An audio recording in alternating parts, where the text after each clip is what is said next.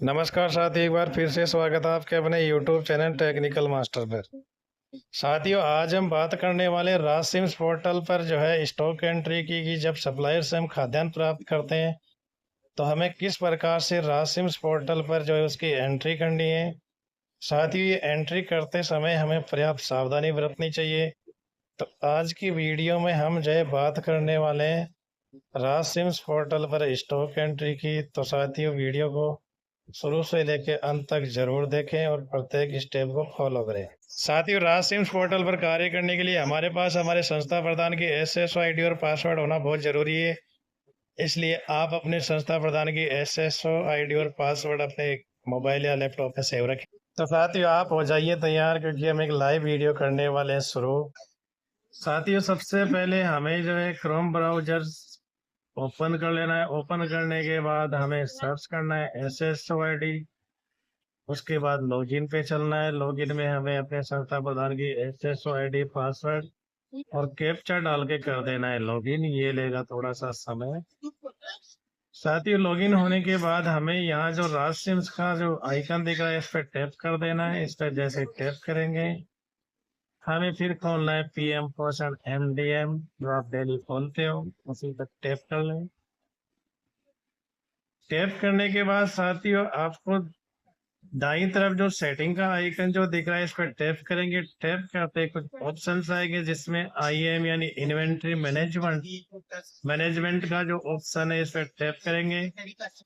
Tap करने के बाद हमें चलना है साथियों इन्वेंट्री डिक्लेरेशन। यहाँ जो तीसरे नंबर का जो ऑप्शन है मैनुअल स्टॉक इनवर्ड, इसी में साथ ही स्टॉक की एंट्री होने वाली, तो इस पे कर देंगे टैप। साथियों, जैसे मैनुअल स्टॉक इनवर्ड पे हम टैप करते हैं, टैप करने के बाद जो है थोड़ा समय लेगा, ये खुल चुका है। उसके बाद साथियों यहाँ से जो है हमें सावधानी पूर्वक कार्य करना है। अब आपको जो है लेफ्ट साइड जो टॉप पे ऐड रिकॉर्ड का जो ऑप्शन दिख रहा है, जहाँ प्लस का चिन्ह है, इस पे टैप कर देंगे। टैप करने के बाद साथियों हम पहुंच चुके हैं स्टॉक एंट्री पेज पे। यहाँ सबसे पहले हमें ऑप्शन चेंज करना है डायरेक्ट सप्लाई रिसीव, बाकी सब ऑटो फिल है। उसके बाद साथियों जिस दिन हमने स्टॉक रिसीव किया है यानी stock receiving date by calendar के द्वारा हमें चयन करना है, तो रिसीविंग डेट का हम चयन कर लेंगे।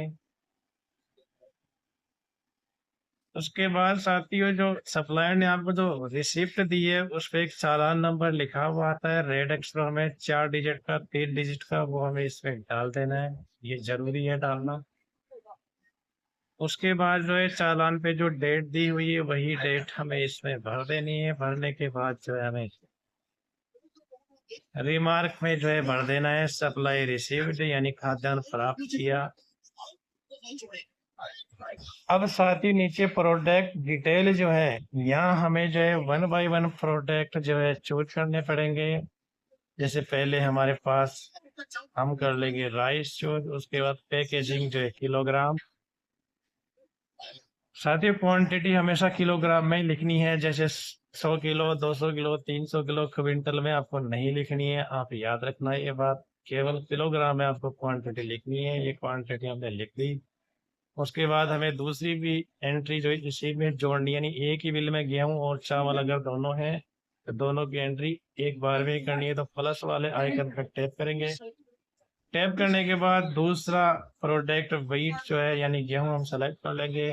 पैकेजिंग किलोग्राम, और जितना जो है हमें प्राप्त हुआ है सप्लायर के द्वारा वो क्वांटिटी यहाँ जो है किलोग्राम में लिखनी है। लिखने के बाद साथियों आपको चालान की जो है एक 200 केबी की एक पीडीएफ बना लेनी है। याद रखना 200 केबी, क्योंकि अब जो है सिस्टम में एक थोड़ा सा नया परिवर्तन आ गया है, क्योंकि अब चालान भी अपलोड करवाए जाते हैं।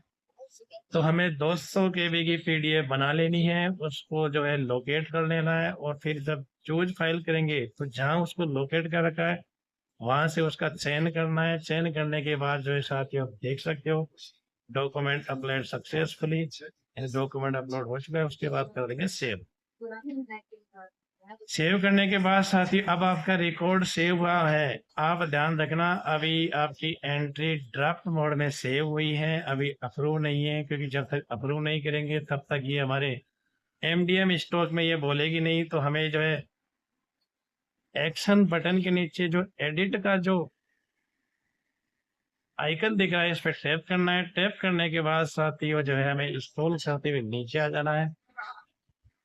आप एक बार अपनी एंट्री चेक कर लीजिए। किसी प्रकार का अगर परिवर्तन करना है तो अपडेट बटन पे जाके आप परिवर्तन कर दीजिए। इसके बाद अगर सभी एंट्रियां सही है तो हमें अप्रूव बटन पे कर देना है टैप। टैप करने के बाद इसमें कुछ भी सप्लाई रिसीव या ओके लिख देना और अप्रूव कर देना। अब साथियों आपका स्टॉक अप्रूव हो चुका है। अब आपका ये जो स्टॉक जो है ये बैलेंस जो है एमडीएम जो आपने प्राप्त कर लिया है ये आपके स्टॉक में जुड़ चुका है। ये ओपनिंग बैलेंस में जुड़ चुका है। आप चेक कर सकते हो रिपोर्ट्स में जाके आप भले ही चेक कर लेना, आपको वहाँ ये शो हो जाएगा। और अगर नहीं शो हो तो 24 घंटे आप इंतजार कर लीजिए। तो साथ ही इस प्रकार से जो है स्टॉक एंट्री की संपूर्ण प्रक्रिया थी। मैं आशा करता हूँ कि आप संपूर्ण प्रक्रिया समझ गए होंगे। वीडियो अगर अच्छी लगी तो वीडियो को लाइक शेयर कीजिए और अगर आप हमारे चैनल में नए हो तो हमारे चैनल टेक्निकल मास्टर को जरूर सब्सक्राइब करें। साथ ही फिर से मिलते हैं इसी किसी वीडियो में। तब तक के लिए धन्यवाद।